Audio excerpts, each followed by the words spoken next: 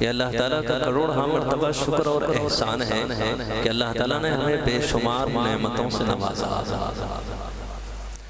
لیکن تمام نعمتوں میں اللہ تعالیٰ نے آج سائنس اور ٹیکنالوجی ترقی کرتے ہوئے ریسرچ کرتے ہوئے روزوں کے بارے میں تحقیق کر رہی ہے۔ ہمارا جو ایمان ہے اللہ کے حکم پر، اللہ نے کہا کھانا کھا لو تو ہم نے کھانا کھا لیا، اللہ نے کہا کھانا بند کر دو ہم نے کھانا بند کر لیا۔ رمضان المبارک میں ایک وقت سے لے کر ایک وقت تک ہم نے کھانا پینا چھوڑ دیا، اللہ کا حکم ہے۔ جب اللہ کے حکم سے حلال چیزوں کو ہم نے اپنے اوپر ایک وقت کے لیے حرام کر دیا، ایک منٹ پہلے بھی اگر کوئی آدمی آ کر کہے کہ بھائی آپ یہ کھانا کھا لیجیے آپ کو 1,00,000 روپے دوں گا، تو میں سمجھتا ہوں چاہے وہ کتنا ہی جاہل اور کتنا ہی ان پڑھ اور کتنا ہی گوار کیوں نہ ہو، گاؤں والا کیوں نہ ہو، وہ کہے گا کہ یار میرا روزہ خراب ہو جائے گا۔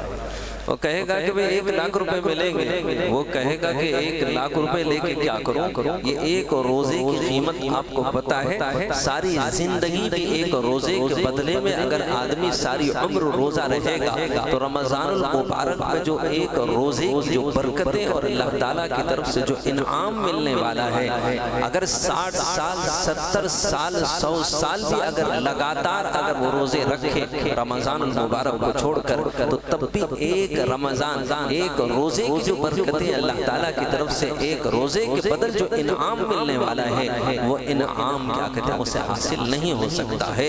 تو بہرحال قارون کا خزانہ ہی اسے کیوں نہ مل جائے، لیکن حکم خداوندی کے سامنے ہے نا، وہ کون جاہل ہو ان پڑھ ہو، وہ چاہے کتنا ہی بے پڑھا لکھا انسان کیوں نہ ہو، جیسے ہی کیا کہتے ہیں افطار کا ہے نا وقت شروع ہو جاتا ہے تو افطار کرتا ہے، سحر کا وقت ختم کرتے ہی وہ کھانا پینا اپنا چھوڑ دیتا ہے۔ جب ایک وقت سے لے کر ایک وقت تک اس نے اتنے وقت میں اللہ کے حکم کے مطابق حلال چیزوں کو اپنے اوپر حرام کر دیا، تو یہ اللہ تعالیٰ ہمیں اس بات کا سبق دے رہے ہیں کہ غیر رمضان میں کتنی ایسی چیزیں ہیں جو تمہارے اوپر تمہارے رب نے حرام کیا ہے، غیر رمضان میں وہ حرام چیزیں تمہارے اوپر کیسے حلال ہو جاتی ہیں۔ ایک پریکٹس ہے، 1 مہینے تک تمہاری تربیت کی جا رہی ہے۔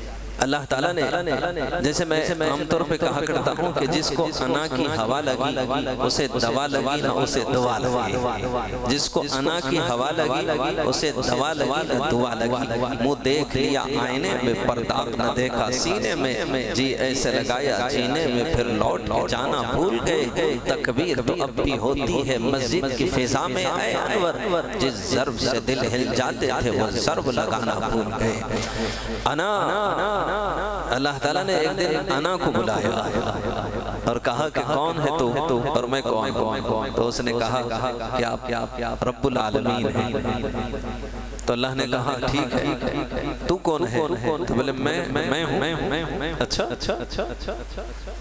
یہ نہیں کہہ رہا ہے کہ آپ خالق ہیں میں مخلوق ہوں، آپ رب ہیں میں مربوب ہوں، آپ کیا کہتے ہیں رزاق ہیں میں مرزوق، نہیں انا ہے اس کے اندر۔ اللہ نے کہا میں کون ہوں؟ تو بولے آپ رب ہیں۔ بولے تو کون ہے؟ تو بولے میں۔